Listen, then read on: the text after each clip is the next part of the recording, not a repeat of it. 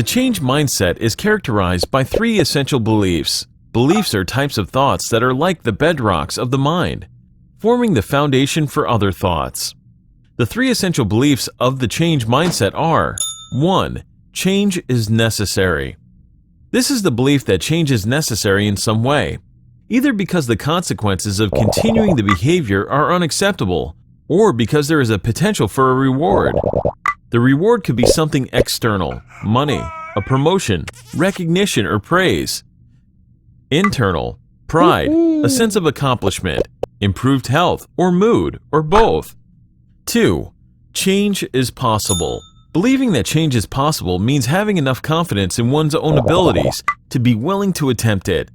Sometimes this means drawing on skills, techniques, or knowledge that we already have, and sometimes it means learning or building these along the way. Often it means relying on both internal resources, what we know, what we can do, and external resources, our support system, a guidebook, a mentor. 3. Change is worth it. The belief that in the long run, changing will result in some type of reward, benefit, or meaningful life change. Again, these rewards can be either internal, external, or both. This belief is particularly important in order to make changes last, because motivation tends to be higher in the beginning stages of change.